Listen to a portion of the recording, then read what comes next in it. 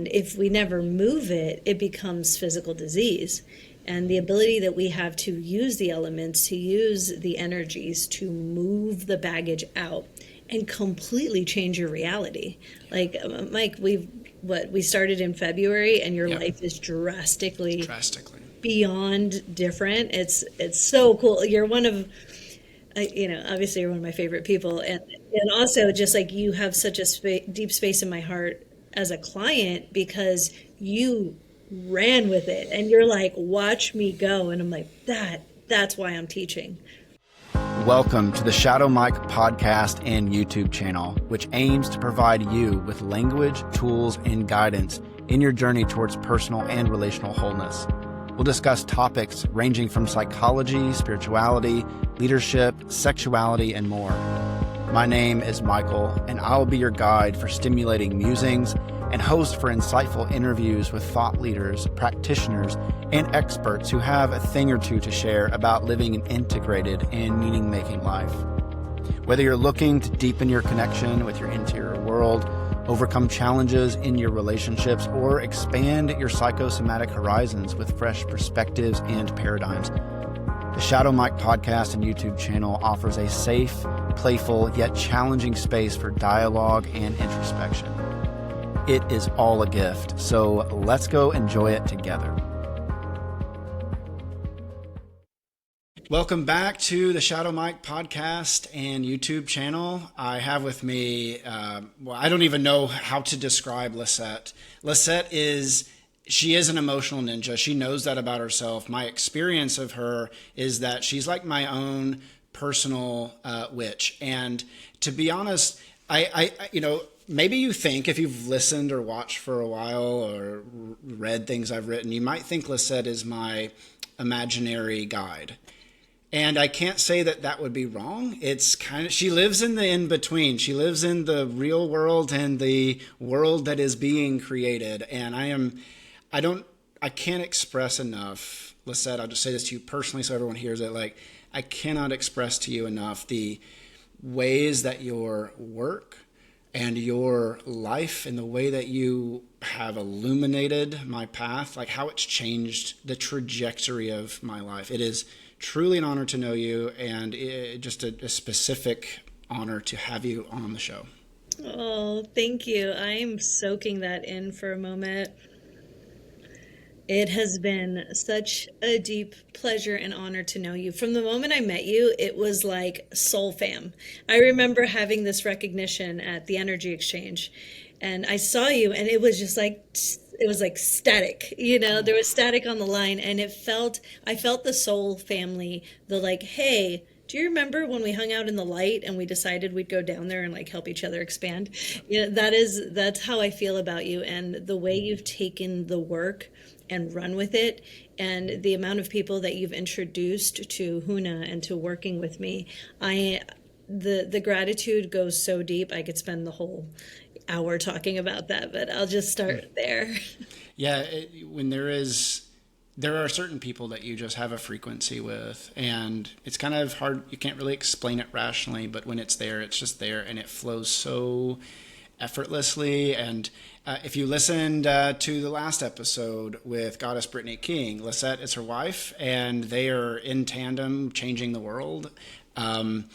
I mentioned in there that there is literally a icon that I've had in my apartment, in my life for years. And it was upon meeting Lisset and Brittany that I realized, oh my God, this icon that has these three queer women in the painting, two of those women are literally in my life right now. Mm-hmm.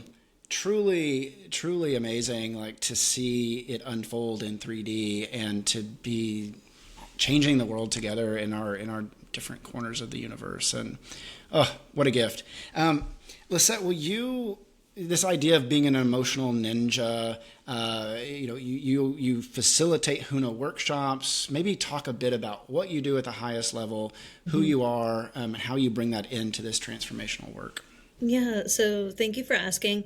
I go with the title Emotional Ninja because what I do is so complex. Like it's it's a culmination of all the work I've ever done. You know, I've been in coaching since 2008, so math, like 17 years to some degree. And then in 2013, I discovered neuro-linguistic programming for the first time. And funny story, I discovered it and I was like, okay, wait a second.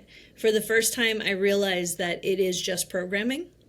And I was like, if I can, my wife calls me an engineer of the mind. She goes, and I was like, if I could just change this wire here and put this picture here, I can go there. And actually, one of my claims to fame is that I used NLP to win The Price is Right. And I won the whole True game story. show. This is an actual true story. Yeah, I'm not, you know, I have the car that I won because I won the whole show. I won the Showcase Showdown. And one of the things was my ability to hold an image, to hold a picture, to hold and know that that's where I was going no matter what, and letting everything that happened in life be of service to that. So neurolinguistic programming was incredibly powerful to me because for the first time ever, I was aware of my baggage. I was highly aware of my baggage. I was an expert in my baggage. I could tell people, I'm like, well, you know why I'm an asshole? Because, well, my my parents weren't really around, and abuse and sexual abuse and alcoholism. Like, I had my excuses. I had my reasons, but I wasn't getting the results I wanted. And when I discovered NLP and later down the route, Huna, I discovered that I'm so much more than this mind, even.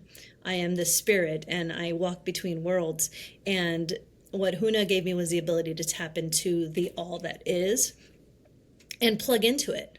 Plug into it like we plug our computer into the wall. And what used to tank me out energetically in serving people, when I was able to tap into universal wisdom, universal energy, I found that I could serve like nonstop.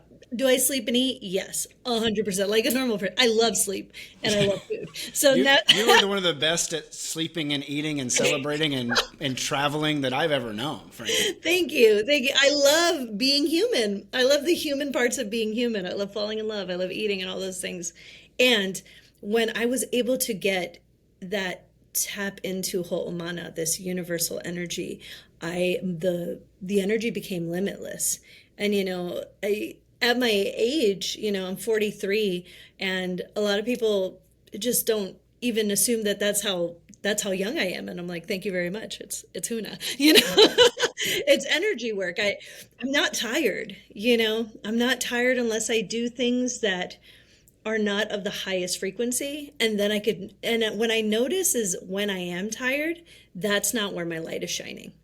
And so becoming an emotional ninja was bringing all of this together and serving it up to people in a breakthrough session. You know, you've experienced what that's like to be able to sit with someone and be the engineer of their mind and see where the programming is leading to the same thing, you know, like I have been broke my entire life and I just don't feel like I'll ever be rich, you know, and things like that. And I'm just like, oh, I never make it wrong. I'm like, that's fascinating. I see why your reality reflects that. Or, oh, I'm never going to fall in love. I'm like, well, yeah, not with that attitude, Yeah. you know, and with such a loving, compassionate heart. I never make them wrong. And I get excited. When someone brings baggage to me, I'm like, whoa, that's incredible.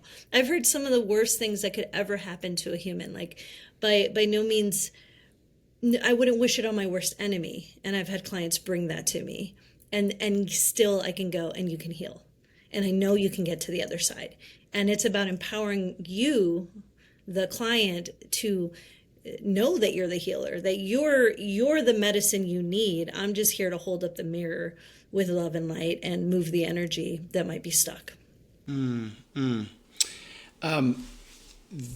I mean, there's a million places to go here. I mean, you mentioned the money piece, holding an image. I would love to share. We had talked before we started recording about me just sharing my journey in working with you and how it's changed my life. Before we go into that, can you just kind of orient us around Huna and like high level for many of my listeners, you know, very spiritual people, sometimes coming out of high control religion or maybe medium control religion. It's kind of like hair gel. You know, you've got high hold or, you know, you've got medium hold. Sometimes we have medium hold, which is like worst because it feels like, oh, it's like not so bad. It gets Yeah. internal. Anyway, I like Huna is it resonated so deeply with me, but for some it may be like that's so otherworldly. Can you orient us to that lineage, that stream? Yes. So ho'omana, which is what it actually is, the word ho'o is to make, and mana is energy. And when you put those words together, there's not really a definition. The closest you can get to English is empowerment. And empowerment through being able to tap the all that is. And we belong to, I say we because when you've been initiated, you too belong to this lineage, and it's 120 generations unbroken. It's been the wisdom has been passed down intact from person to person, from family to family, over and over and over again. And I feel really blessed to be in the school that I'm in, where my teacher got the permission from, the Daddy Bray and the people in the lineage to pass this on. And what it is it's elemental. It's working with the elements, like the all that we are, everything we're made of: air, water, fire, earth, Keave, energy, the ether, all of that, and just knowing that we're made of it, and how do we interact with it in a way that's empowering. And so bringing the power back to, you are it. You're one with source. Like, you are not an accident. You are made of this cosmic stardust. And oftentimes, I was really blessed to not really have indoctrination or religion shoved down my throat for reasons that we talked when you were on my podcast. And yet I was always seeking a spiritual home. And I found a few. I always see everyone as teachers. Like, I love Jesus the teacher. I love Buddha the teacher. I love all these teachers that I deeply respect. And all I have is I have a teacher. And my path, my mission is to be a teacher on this path, and that's what I'm doing. I'm sharing it locally here in Portland, and it feels like such a deep honor to pass on this wisdom, because it's the wisdom that's intact. Before Hawaii got colonized, they when they first discovered them, they found a people devoid of disease. And they asked them, what is it that you practice? What do you believe in? And what was told to them was, that's Huna. And of course, as we do, we're like, we have to label it, and it's called Huna. It's And Huna. it's like, literally what they meant was, that is hidden wisdom. That's not for you. And to be able to be part of this lineage where I get to share it, keep it intact, treat it in its beautiful, most potent form. I get to teach on the Big Island. There's two classes that happen March and September every year. And I do four intros locally here in Portland. And I get to teach on the Big Island, which is so fucking profound. And one of the things that really I was brought to tears was how many actual Hawaiian people were in my class the last time I taught. And I was like, oh my God, I'm giving the wisdom back. The wisdom that was hidden and had to go underground when the missionaries went there and were trying to do away with anything that wasn't Christianity, you know? I'll just share, this work has so much medicine in it, because it is so deeply, so profoundly spiritual, and it's deeper, wider, higher, more all-encompassing than the containers of religion that tried to kind of focus Jesus or the Buddha or into these caricatures. This is far more expansive. You mentioned it's elemental, so the dichotomy of the spiritual and the physical you get a better dichotomy, which we talk about in Huna, right? Like, you now have this world that is multi-dimensional, but with earth, fire, wind, water, spirit, and that is the physical. So if the physical is also connected to these elements, it becomes spiritual, and there's this flow that happens. When that flow is possible, you step out of this war within yourself. You step out of the void of disease that the colonizers witnessed was like, oh yeah, that's what happens when like your God image isn't at war within itself. And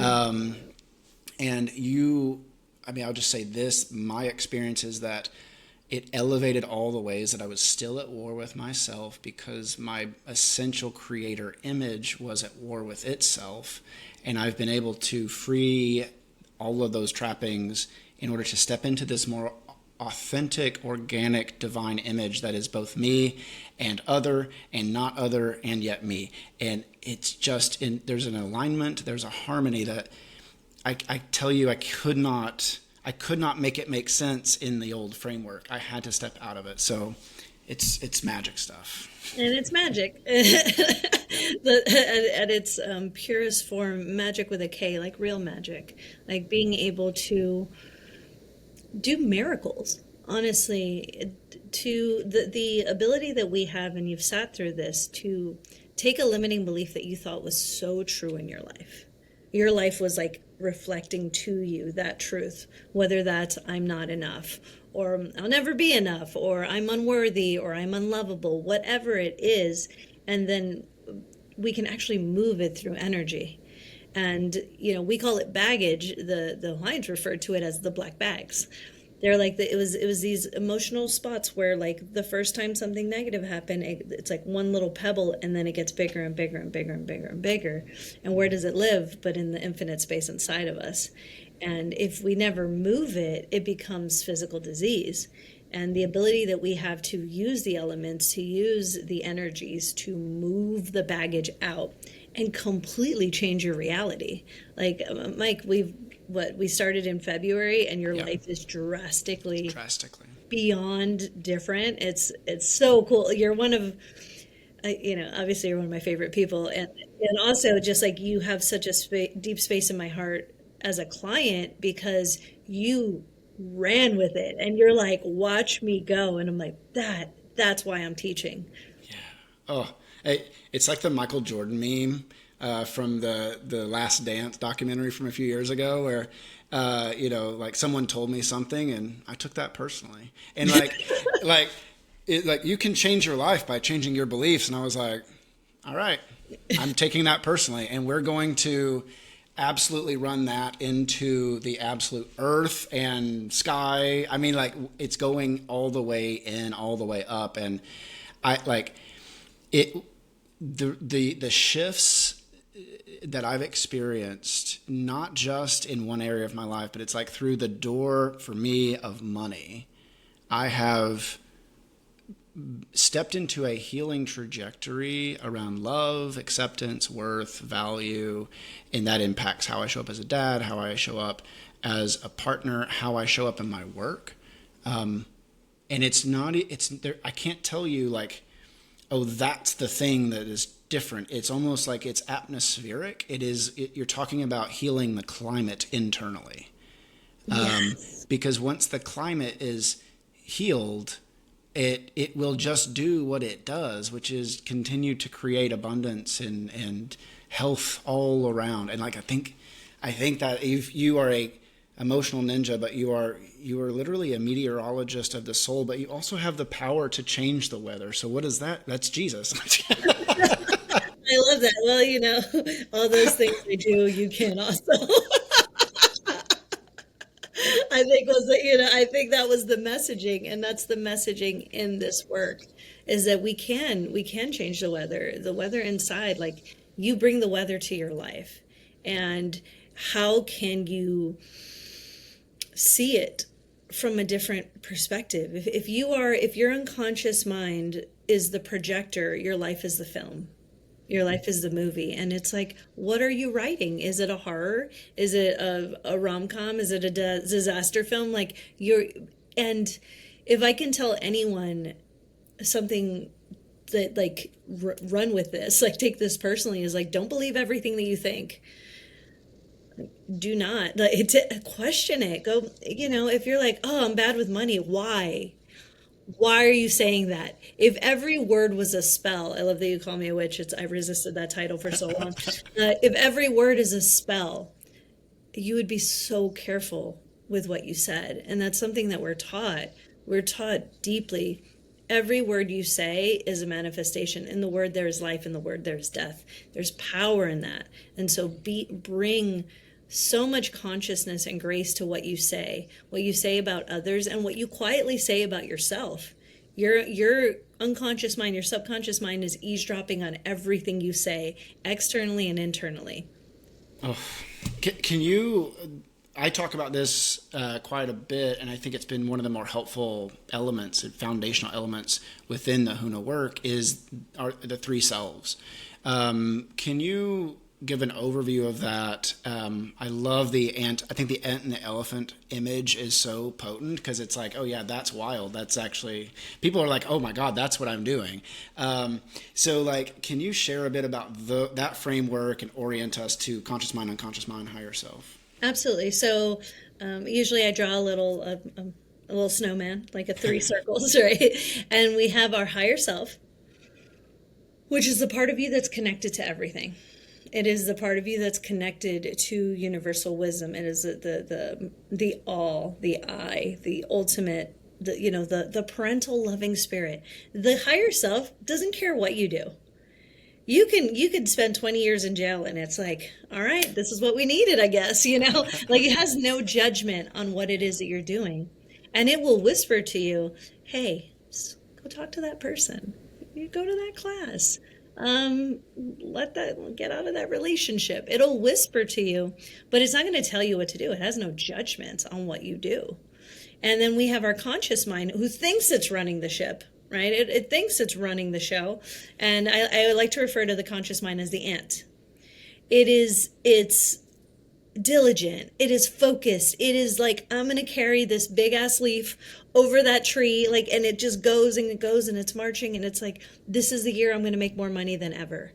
This is the year that I'm going to fall in love. This is the year that I'm going to get healthy. And it's marching, but it's marching on the back of an elephant.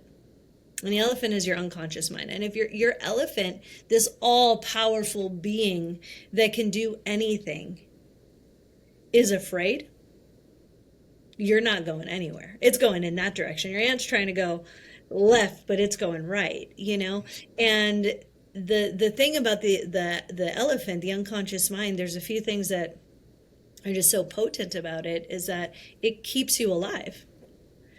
Blessings. It keeps you alive. Like, yay. We wouldn't be having this conversation if your unconscious mind wasn't working properly. And it makes you right about that which you believe at the deepest level. And so here we are. How they train elephants in the circus is you take a little elephant and you put a rope around its neck, and then you tie it to a stake in the ground. And so they'll fight and they'll fight and fight, and then until they have learned helplessness. And then they realize, if there's a rope around my neck, I can't go anywhere. And now you have this beautiful, magical, majestic beast that's like 2 tons, and you can put a rope around its neck and put it over a table, and it's not going to go anywhere. And that's us. What's the rope around your neck? Is the rope around your neck original sin? Is the rope around your neck that I'll never be good enough?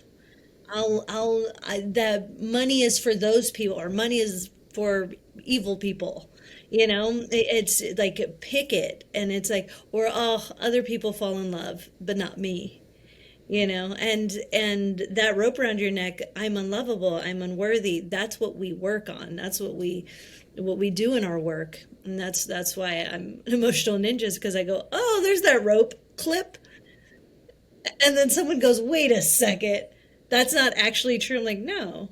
If it were actually true, it'd have to be true for everyone. Yeah. Oh. There's few laws affect everybody, and law of gravity, sure. And we figured out how to find our way around that one. But that you have to be broke or you have to be poor, a lot of that stuff is taught to us.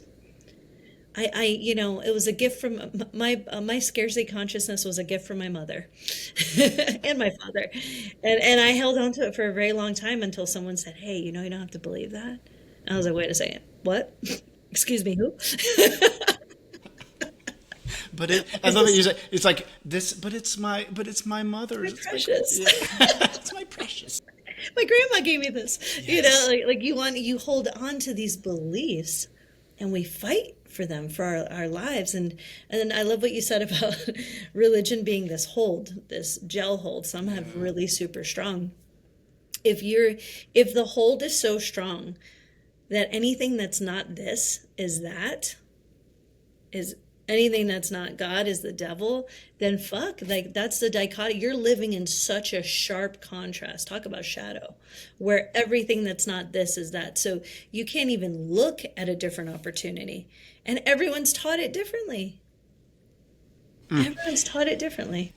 Yeah, and it's the well, first of all, I just want to make this like religion. Literally, the etymology is to bind or hold together. Is the etymology of that word, and that is really helpful for talk about like your unconscious mind keeping you safe and making you right. Like in the first half of life, there is this need to create binding connections that keep you safe and get your needs met and help you move forward. And then there is this initiation that life will pull you through, draw you into, and then it's that moment that your soul requires to bust out of the bindings. And everyone, this is archetypal, so there's no one that this doesn't happen to. This is a law. I don't know if there's a Huna law around initiation, but everyone is drawn. I mean, the law of attraction, the law of what was it, cause and effect? Is that one of them? Right? Like when you push something down so far, the effect of that is that it will shoot up to the extent that it was repressed, and that you can either go willingly or unwillingly, and like it will come out somehow. If it comes out in a way that you let it surface and you work with it and you get curious about it, then it becomes a power. It becomes something that empowers you to create your reality. But if you don't, like, and you do that over and over, it will create your reality. I mean, this is Jung, Jung's quote around, until we make the unconscious conscious, it will direct our life and we will call it fate.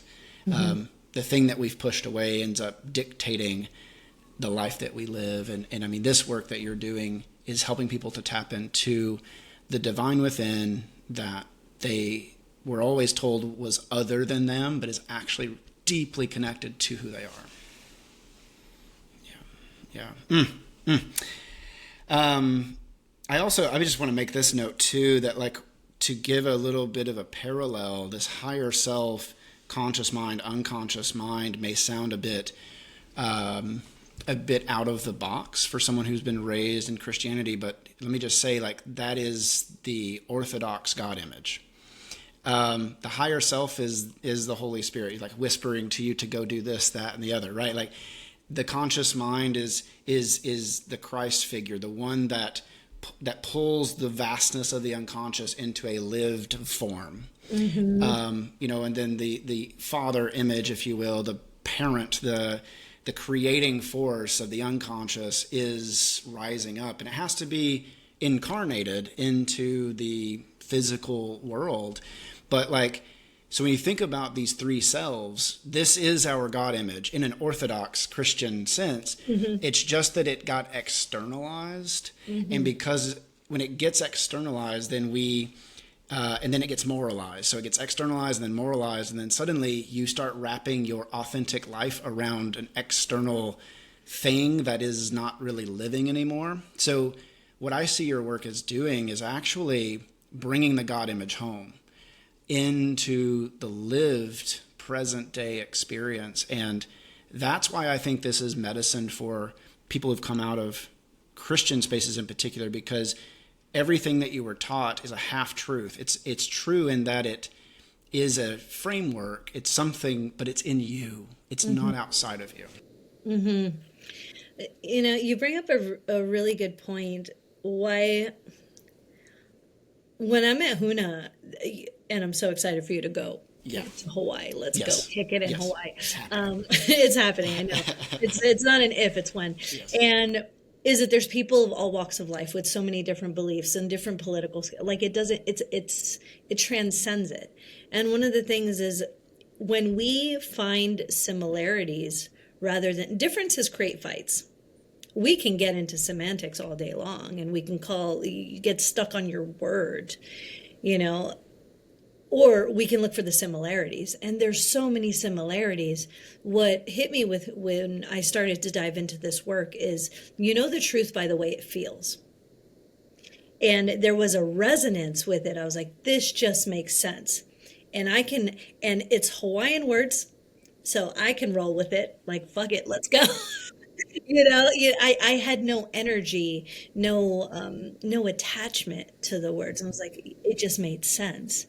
It just made sense. They had the word for unconscious mind, unihipili. They had it way before Carl Jung ever had these studies. This has been passed on for generations. So, the more science advances, the more spiritual it becomes. This feels so, it just felt so right. And one of the things that I love about it is that you get to play in this playground, and you've been through the initiation where you get to play with these energies. And they're the energies that are all there already, and yet you get to bring them into your life. You get to feel them. They're malleable. I asked my wife I was like, hey, will you ground me before my podcast with Mike? And she filled me with some of these energies, and I could feel things opening up in my throat and my mind. And, just for the sole purpose of spirit, source, God, use me, speak through me, say what needs to be said, that someone, if one person gets touched by our conversation, this conversation was worth having. And that's the intention I bring. But I could feel, you get to play with these energies and feel them in such a way. There's no separation. You don't have to go talk to a guy behind a screen to get your access to God. Like, it's here, It's Wi-Fi, and people are tapping into phone lines. People are using dial-up, bro. It's already here. God, yeah, it's like the moving for me. It was moving from a cheap rechargeable battery to realizing I was solar powered. Like, I always had access to this. I didn't have to find a location to then plug in and make sure it was the right prong, connection. Like, I quite literally. This idea that now is the moment of power, which is part of the teaching there, is now is the moment where I can step into that empowerment. I don't have to wait. There's nothing I need. I don't need to make a sacrifice. I don't need to, have this kind of time of penance where I act kind of humble. No. Like, step into your power now, regardless of where you're at. Just move back into that. Yeah. Yeah. And then that's my ultimate vision is it's just unplugging people from the matrix. The matrix touched me so deeply when I first saw it for so many reasons. It was the dopest movie that ever was, right? There's one of my claims to fame is my brother got to work on the Matrix, and he actually helped build the bullet time rig. Like, he's in the making of, and it's really cool. But what was really cool is he would let me read scripts, and he brought home a script, and I got to and I was like, you're making this? Like, I lost my shit, from this perspective of whoa, I don't know, 13 when I read it. I was very young when I read that script, and I was like, the script unlocked me. And then to watch it, the truth by the way it feels. And I just felt this, I felt the sleepiness of my life. I felt the mundane, the Mr. Anderson, I was walking through life and I'm like, why am I listening to you? What, this person, your life sucks, and somehow you're an authority over me. How does this work? You're miserable, and yet you're trying to tell me how to have a relationship. Get the fuck out of here. And so nothing ever really made sense. And I feel like when I think of the work that with Neuro-Linguistic programming with Huna, it was I was asleep at my computer and someone said, wake up. It was that moment, and I followed the white rabbit, and now it's I feel very much like it's my job to unplug other people. Wow. I just need to, I've never heard that story. But I just need to share, I haven't thought about this in forever, Lisette, but I was in a theology class in college that I would say was the most transgressive theology class I've ever been in. I mean, it was a conservative school, but this professor had a death wish, and quite literally used the Matrix. Like I want to say his assignment to us was to go watch like the whole all three movies. Wasn't it three movies? Three movies. Yeah, it was 3 movies at the time. Yeah. And it was the first time that I had ever considered that there was a reality beneath the reality. There was a reality above the reality, that the reality I was experiencing, these weren't my words back then, but this, that there was something I was experiencing that was just an echo of something far greater, something that was just something else beyond. I think it's funny because I think the lesson that he was wanting to create was around like the Matrix is stepping into following Christ to some degree, but like, if I bring that to now, then yes, like also yes, the Matrix, you step out of the Matrix by stepping into the invitation, the Christ invitation to live your life, to command the wind and the waves in your own life, to heal the sick, to raise the dead within and around. And that becomes the pathway towards, the divine life that I think we're all in and have access to. Yeah. Yeah. It's like heaven's already here. It's already here. There's a really interesting thing. I forgot when exactly I discovered the meaning of my name, and it was, I don't know, it was an assignment from some class I was in, and they were like, search your name, what does it mean? And it actually, my Lisset has Hebrew origins, and what it stands for is God's promise.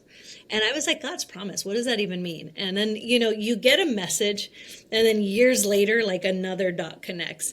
And I forgot what it was. It might have been after watching The Passion of the Christ. I was like, man, yeah, I watched Passion of the Christ, and I was like, first of all, bro, Bro. bro, it was deep and it was heavy, and I felt the resonance of what it means to give on that level, the sacrifice that was made, right? And I was like, let me crack the Bible, literally, just let me crack the Bible open. And I asked a friend for a Bible. First thing I read is God's promise that heaven is on earth. And I closed the book. I was like, that's all I needed. Read it. Have you ever read the Bible? Yep. Read it. Yep. Got the answer I needed. And it's so funny because, it's like, in no way do I consider myself, I'm spiritual, and religion and we've been separate, being a queer woman and all the things that I just haven't felt at home there. And yet there's always so much deep wisdom.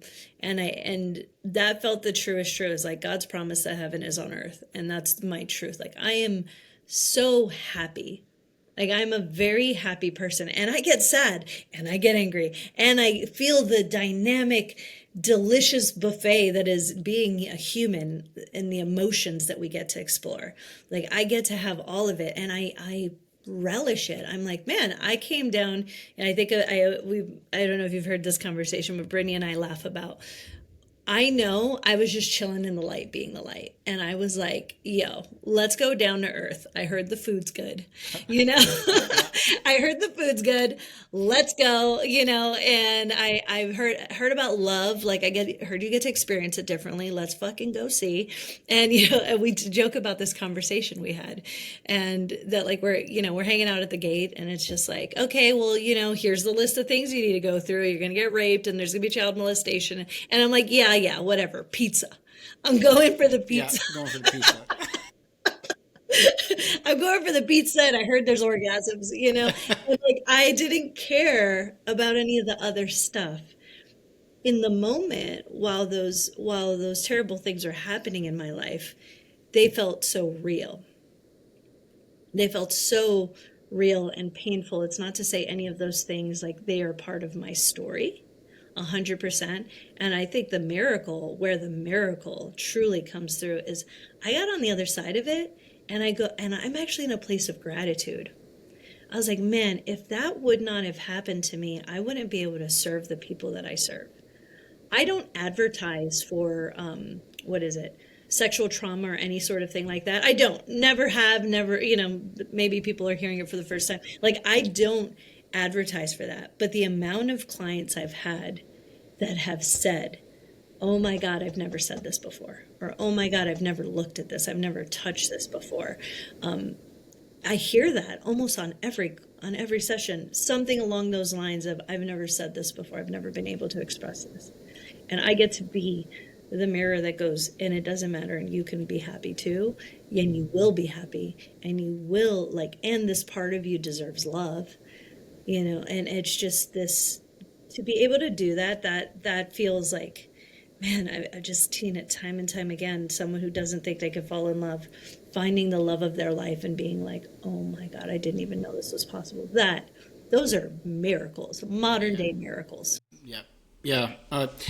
Well, I mean, I would love to share a little bit about the miracles in my life Yeah. from your work and our work together. And if, feel free to ask more, like, highlight something that stands out, because to me I'm very much still in the, there is a particular process that I'm in that has all these different chapters, but maybe I'm even in different books, but I'm in the same series. You know what I'm saying? Like, it's there's a lot healing very quickly, a lot changing very quickly. And so I'll just say, if I go back to, it was December that my co-parent, we had just gotten divorced amicably, and we were moving into a home with her then partner, now wife. And we had kind of created this like 3-parent dynamic. It was not a good situation. I met you at kind of this apex of, I need to find my own place, but limiting belief number 1, I don't have any money. I will never have any money. Yes. Limiting belief 2, I'm a bad person if I fail at this. I don't know if I would have brought that one forward, but there was something, if I leave, I'm failing. And another one was that, like, I don't want to live alone. Like, I'm afraid of loneliness. I'm a double Scorpio, so that feels like making a triple Scorpio situation for myself. And I was like, well, I'm already kind of an anglerfish living at the bottom of the ocean. Like, what else? How deep can I go? But I think it was just there was so much belief that this would result in the worst case scenario for me. I meet you. I remember we were in a group dinner, kind of hanging out, and at the end you said, "Hey, would you want to? I have this workshop." I think it was like that weekend. Yeah. It was like right there, and you were like, "It's $600," and you're like, ask for what you need, reach into your community, and I did. And at that time, $600 felt unreachable. I'm gonna go spend $600 on a tattoo probably next week, because like that's how much, like, that's the transformation. I did not feel like it was possible, but I reached in, asked my community. They responded with over $700 within 12 hours. I go to Huna, and that began. What I didn't know at that time was that money was a symbol, an amplification of what I really believed about myself at the deepest level when it came to my value, my worth, and my ability to love and be loved. What I believed about money was just a representation of all that. And so entering in through the doorway of money was like going in the back door, because the front door would have been too obvious. The front door was locked up. I had to, like the Harry and Marv and Home Alone, like, I'm going in the back door, you know what I mean? And I didn't have a Macaulay Culkin that had already like tarred up the floor. So like I just stepped in to it, and it has been some of the most terrifying, truly terrifying, exhilarating, adventurous, breathtaking times of my life to like see in 3D something that I felt was unreachable become my new foundation.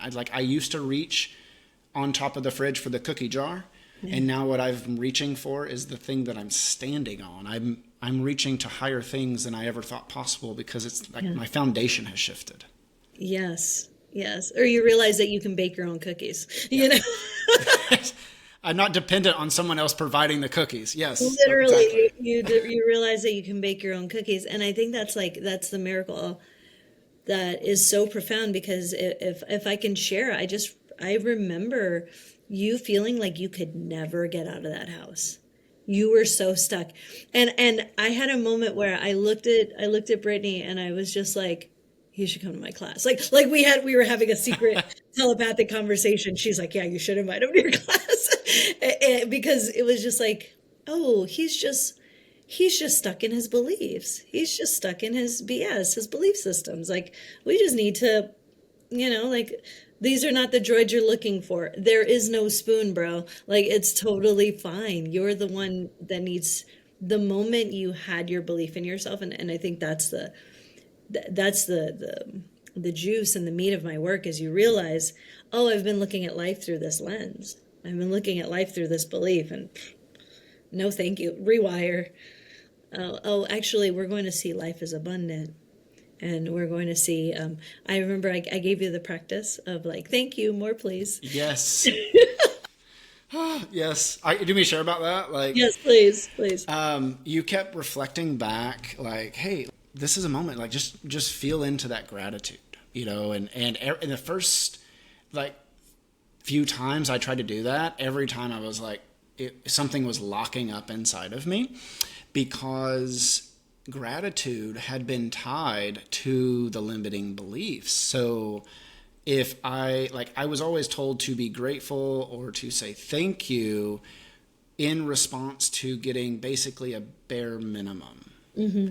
So saying thank you was basically a way for me to have to satiate some external expectation that, like, what I'm giving you isn't that much, but you should be grateful. You should say thank you. When you shifted this, you started talking about it as like, thank you, more please. That was the first step. Was like, well, that's just a different planet situation there for me. I don't even know where to start. Yeah. But then it dawned on me that, like, as a dad, when my kids really enjoy something, gosh, I just dropped them off at their mom's for the next 4 days. So it's like talking about my kids. Yeah. When they really love or are enjoying something that I am giving to them or providing them, they don't say thank you. Mm-hmm. They want more. Mm-hmm. And they will express that in a million different ways. The only reason they say thank you is because they've been trained to do that. I've taught them. I'm complicit in that training. But thank you that is gratitude that has been colonized, I think. Gratitude is archetypal. It springs up, and it looks oftentimes more like a desire for more of that goodness rather than a thank you, which actually is how I was taught to imagine it, is thank you as a way of cutting it off. Mm-hmm. I say thank you, that means I'm done. Mm-hmm. But gratitude, thank you, more please, becomes like, that good thing, I can actually create more expansive capacity to receive more and more of it, and there isn't an end to that. Yes. Yeah. Yeah. If you're willing to share like results, because I could talk all day long. The work that I do is all word of mouth. I've been running my business for 7 years, word of mouth alone, and I love it. I love it when someone's just like, I don't know. I talked to Chris. He says I need to work with you, so here I am. That's my favorite when people do that. And people love results. So if you want to share what the results went from to $600 felt so far away to what you've been able to create since our breakthrough, because I remember you can share as much as you want, obviously. Yeah, no, this conversation. To me, okay, let me just give you the trajectory. The trajectory is that best case scenario, every month I was bringing in about $2,500 a month. I am now on the cusp of my third 5-figure month. Like, and I mean, yes. And Yeah. like you have been with me every step of that journey to see, like, the first time it happened, it felt like getting struck by like good lightning. It was like, oh, I mean, I had manifested through a work with Mary Lou Yes. Rodriguez, yeah. Yeah. And so, like in a workshop she did, it was like, okay, imagine your bank account with the number that you want to have in there, and it was 10K, and it was like a couple months later, I had 10K, and I saw that. That was like, Yeah. what? Then the next month, it was about to happen, and I started freaking out because it wasn't coming. It was like promised, and it was something that was on its way, but it wasn't, in my perception, concrete. And I just kept like getting really anxious. And then I felt like this month, it's like, oh, it's on its way, and like it's already here, and I can live. That's the big difference. Is it's all a relational frequency. I mean, that's a big lesson here. Is Yes. it for me? It is my relationship with money is mostly about my relationship with myself and my nervous system, and just being able to be me in the midst of the circulation of money when it's like on its way but hasn't arrived yet. And so the results, I mean, I made $11,000 2 months ago, $11,000 last month, a little over. Yeah. And then I'm already at I didn't say this to you because it's 8,600 that's coming. I'm already at 9,000 for the month, like just in other things. And it's just the 10th. So it's like It's a just the third 10th. of the month. It's funny because I hit 9,000 yesterday on 999. Like it's all, yeah. And what I would even, again, like money is the evangelical mind says it's an outward sign of an inward grace. That's baptism or something. And I think the money is this outward sign of an inward transformation, and yet it's also part of the inward transformation, because I had resigned to the fact that money was, I told people this often, money was not something I was going to work on in this lifetime. Mm-hmm. It wasn't for me. And now it is something that's not only for me, but I'm like dancing with it, Yeah. Let me share this too, that you mentioned people find their way to you who've experienced sexual trauma. And that thought, in our breakthrough session together, that thought had come across my mind throughout the years, but I'd not given it a lot of consideration because I was just so cut off from my sexuality. I mean, that's the new frontier to some degree of like my own work. But the stepping into the sexuality piece in our breakthrough session unlocked embodied memories I couldn't bring up consciously, but something was in my body. And just to kind of like paint the picture, something was rising up inside of me, some kind of what is it, the Dementor from Harry Potter kind of vibe, yeah. And there was this resonance that you had with that's what you were experiencing in me, and I was experiencing that too. And so as that came up, like the release work you did around that, let me just say, it was not high emotion. It just was visceral. Mm-hmm. I felt it in my body. I felt the release, and then I continued to feel the release as I stepped further into it. Yes. And I then like started a conversation with my mom about like, hey, do you remember anything that could have happened to me in terms of like sexual abuse and all this? And there were a few things that resonated, but what I discovered, and I just had never heard this story. I knew that I'd had a hernia surgery when I was like a kid. Mm. I knew I had been, I was around 5. Yeah.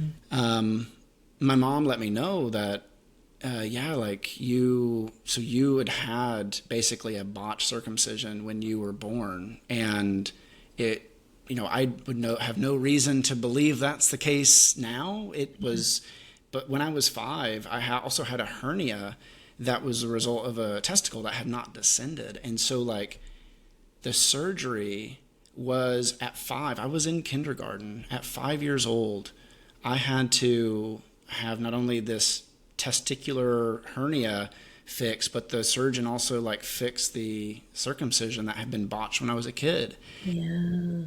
And so it unlocked all this embodied wisdom, or this like baggage to some degree of, okay, if I was 5.5, this would have been like Christmas break of my kindergarten year. Yeah. I would have gone through the rest of that year with like some significant wounding down there, that then, like, being in the South, it absolutely would have been the women in my family that would have tended to me. They would have been the ones that had to care for me throughout that process. And as any human, when you look at, you're like, if my kids have a wound on their knee and I'm having to dress it over and over again, like the first few times my face may unconsciously like furrow and be like, ugh. Yeah. And I can't tell you a specific memory. All I can tell you is that kind of look of disgust and disdain is the inner feeling and judgment I've had towards my own sexuality my whole life. So experiencing like the release work and then the awareness of what possibly happened in my body has helped me to see, oh my gosh, like that's the belief that got installed. That's the one I've been working with. And it's not even a belief. It's the ground I've been standing on. It's the air I've been breathing. And I now can choose something different. But before, I had no idea I could choose anything else. Yeah. Thank you so much for sharing that so vulnerably. Obviously, Yeah. everything that we do is confidential. For you Yeah. to share that is so powerful. But that was such a big breakthrough for you. That was massive to acknowledge that your body knew. It's the body keeps the score, right? It knows exactly what you've been through, even if you haven't consciously been able to tend to that wound. And so one of the things that you so beautifully did in that space is you created the space for it to come to the surface. And we can only heal that which we look at, right? If you just have a cut that's like festering, it's not going to, your body will do as much as it can with the wisdom. It'll wrap it around. Cancer, tumors are wrapping the disease. There are people in third world countries that live with massive tumors, and because the body did what it needed to do, just like your unconscious mind did what it needed to do with that wound. It says, I'm going to just stuff this real deep down inside, but one day we're going to be able to actually remove that. And that's the gift of the work that we get to do together, is you don't know what you don't know, but your body knows. Your body has the wisdom, and it goes, hey, we need to look at this thing. And when we heal, when we go through the darkness, this is because there's no way out, you got to go through. When we go through the wounding and we find ourselves on the other side, there's just this energetic atomic burst from the inside, and your life is never the same. Yeah. I mean, it quite literally, I feel like I am not in just a poetic sense, but I feel like I'm healing the past and the future, like in this embodied experience. I come from a family of sexual trauma. I come from a family of financial trauma. I also discovered in our work together that, my parents filed for bankruptcy within the first year I was born, which, like, I think about that as a parent now, I'm like, Jesus, my kids probably feel a little bit traumatized when I feel close to my comfort zone on my bank account. Like, I can't imagine being in a situation where bankruptcy is the atmosphere, and like how that would have gotten into my body. And I think the wisdom of how you, like, the experience that you have, there's so much wisdom in that. It doesn't matter what you think happened. Like, if you feel it, I remember this, like, in our work together, I said something like, I feel like there's something, but I don't know. I don't have any memory. And you're like, well, it has really nothing to do with the memory you have. It is like, if you feel it, it just is. Like there's something there we don't know what it is exactly yet, although I'm sure you've had clients where you're able to like, we're pinpointing this, but it, for me, it was this general thing that then I had to pull up into the specifics of how it's impacting my life now. And that's when it became movable and mutable to transform into something like far more abundant. Cause now like I get to experience this life. Like I get to experience sexuality authentically. I get to experience love and romance from a place of wholeness. And I don't have to just keep wishing that it would happen. I get to step into it. Well, yeah. Yeah. The unconscious mind wants to keep you alive, but it also your unconscious mind wants to keep you alive, and your higher self wants you in perfect health. And they are seeking each other. What you want wants you, right? They're seeking each other. And what I aim to do always is create the safe space for your unconscious mind to let it go. And when you command your unconscious mind to let it go, that's the first, like that is the opening that we need to release it, to energetically, surgically remove it. Yeah. Man.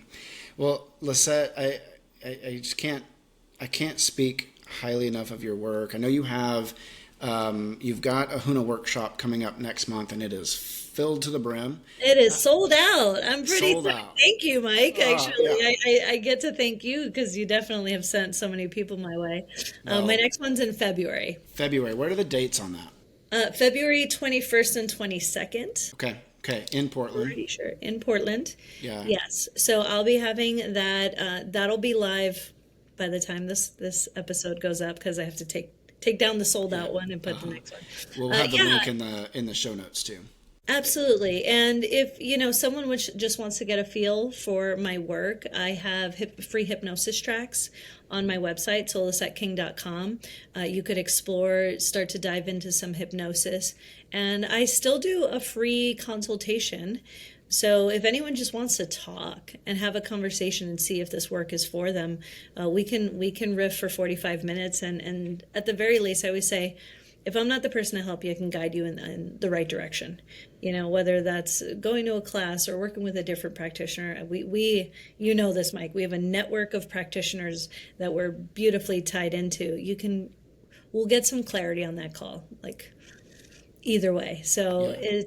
it's just an absolute honor to be on your podcast and to talk about what it's like to speak to your results. It makes me emotional. Like I know, and it's just the beginning. This is the first 6 months, man. You ain't seen nothing yet.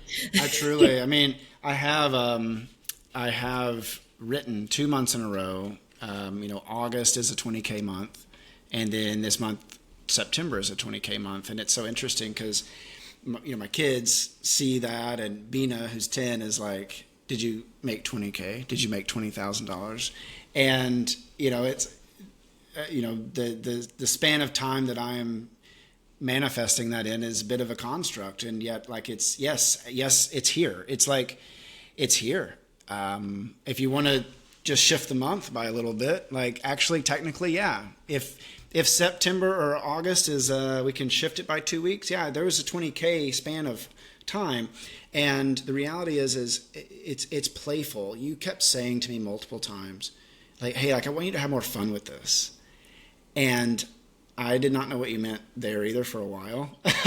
Like, I think at one point you said, "I'm going to hold your hand when I say this," because it was like a mother saying, "I've told you like 15 times." Like, "I'm going to hold your hand when I say this. You need to have more fun." And I was like, "But it's money. It's not fun. It's serious." And I'm starting to get that it's playful, that it's a dance, that it's not I don't have to hammer this. I get to play with it and dance with it. And it's relational. It's just, like my kids feel connected to me when I play with them. I mean, why, if money is money, my parent? Because if so, like, then I'm probably going to be serious. But like, what if money was just a really good friend, or similar to this kind of childlike connection that just wants to connect with you if you want to connect with it? Yeah. Money's like, I just like to think of like, money's like, yo, what are we doing this month?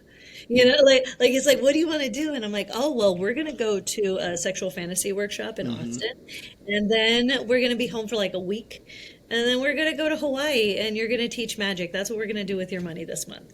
And I'm like, yes. And then, I like to go to these retreats and just play. And I'm like, okay, so I'm not actively working. Let's see if we could bring in 15K while I'm not even working actually. Yep. And I'll just do that. And I got to do that while I was at a training called Trainers Training in August, and I worked 2 days that month because that's the schedule I like. I've designed my life to work 2 days a month, and I was still able to hit the number that I wanted. And like literally money was coming in. There was a point where I was like not feeling well and money was coming in every single day. And I'm just like, I love that I designed it this way. Yeah. How Yeah. fun. And if there isn't, if you hadn't done that release work and you were still making that money, the way that you would believe about that experience would be entirely different, right? Like you could be making that money and still be in an absolute state of scarcity, Yes. right? Like it's not just that money's coming in, but it's that you have the capacity to receive it and enjoy it. Yeah. Yeah. Yeah, scarcity in and of itself, like if there's a disease of the mind, it's scarcity. We think that there's not enough, so we hoard, and it's like we talk about this in the unconscious mind. One of its functions is to always want more. And so people get really mad at capitalism. And it's like, how much money do they want? And I understand how your unconscious mind works. I'm like, they want all of it. But that's like, it's the same disease in a different realm. Your unconscious mind's always going to want more, but can you have that in balance? Like, I want to explore more life. I want to live it to the fullest. I've lived a lot of torture and suffering. I'm like, I'm full. My cup is full on that. I want to see what the other stuff's about. I want to be in the abundance, the exploration. How many people can I turn on to their own lives? That's the more I'm seeking. That's the more I'm playing with. So good. Well, thank you so much, Lisette, for being here. And I'm going to put all of your information, links for everything, including we've referenced the Mastery Morning. So if you are someone who is an entrepreneur, healer, creative that is looking for connection, support, like there's a Tuesday morning, 8 a.m. Pacific, like let's go, like find that connection. You can't do this on your own. You can try, but like, why do it on your own? Yeah. So I'll put all that in the show notes. Is there anything you want to say as we wrap up that just kind of you're dying to say that you want to make sure you put out there before we stop recording? I've heard it said a billion ways, and one of the simplest ways to like changing your life is an inside job. Period. You've got to do the work internally. You've got to do the work of your mind, of healing your soul, of healing, of doing your own work. And when you find the ways that you can do your own work, this is your work, shadow work, my work. These are all ways to the light. There are infinite ways to the light. And I just want everyone to know that you can change your life, and it starts in your mind. It starts in your mind. And so if you have nothing else from this conversation, may you have the hope and the knowing that it's possible, because Mike and I have both done it, and we are having incredible results. Yeah, it's become a bit of a meme. I think there's a memification of that idea. So I just want to name that because that's often the defense is like, well, that just sounds really, but it is if you just think that means that you can just think your positive thoughts into something. Like, no, we're talking about the deepest inner work that you could do that doesn't have to be that emotional. I had a client recently who was like, oh, like it's not, that release wasn't emotional. It's like, yeah, because you don't have to be hooked up to a system that keeps you in a problem. Like you can release that and now move into action on your life. Like it is both the deepest inner work, but it's incarnating that and taking inspired action to now then create from a place of enough and abundance. Like it's not complex. It's actually quite simple. It's just an ongoing process of focusing your energy into the life you want. 100%. Yeah, it's not a one and done, but man, we get a lot of work done in one sitting. You know, we could do lifetimes of work in one sitting. We can release generational baggage.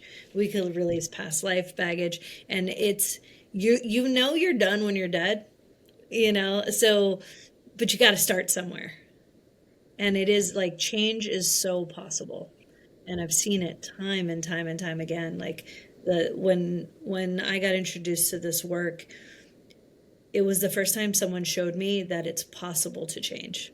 Not just like, oh, okay, white knuckle your way through your life, fucking thinking your way into the future. That's not how it works. You've gotta want it, but you also have to release the baggage.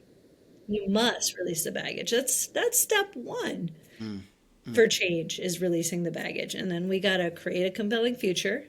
Step two. Step three is we have to take action, inspired action, not any action. Right. And you've got to focus, and you've got to rinse and repeat all four of those ad nauseum till the day you die. Wow. Well, and that's where you need guidance. I mean, I'll just say this as a plug for you and for me, is like, you to do that work. I mean, if you try to white knuckle your way through the focus portion of that and the action focus portion, like, Jesus, I don't know. Like, I mean, it wouldn't have been possible without your support. And I have so many clients who would not be where they're at without my support. Like, you have to have guidance. We have our social networks. This individualism is a bit limiting. We've not existed that way as humans. We've always had elders, guides, shamans, people in the forest that you wander into their hut and they transform you for the better or for the worse. Like, you need that kind of energy in order to truly move through this. So if anyone's interested, like, that is for you. That self-investment, you're paying for it, as Goddess Brittany said in the last episode. You're paying for it with your soul. Like, you're paying for it one way or the other. Like, why not pay for it consciously in a way that allows you to live your life more authentically and more whole? Absolutely. I've never regretted $1 I've invested in myself. Never. And it's paid back. The investment you made, fucking so can't even, and we're just, like I said, we're just getting started. So it is, the change is possible. Know it, believe it, and seek support. Thank you, Lisset. Thanks for being here. Yeah. Okay. My honor. Love you. Talk soon. Bye. Love you too. Hi, Michael here. Hey, seriously, thank you for listening and engaging the Shadow Mike podcast and YouTube channel. I trust today's episode gave you something to reflect on or illuminated a new trailhead to your hidden life. If this episode resonated with you, you can subscribe, leave a comment or review, and share it with your people. This really helps spread the word and boosts our digital presence. Remember, growth isn't a straight line, and we're all figuring it out as we go. I'm grateful to be in this unfolding and excavating work with you. Until next time, be yourself. You've got a good self. And remember, it is all a gift.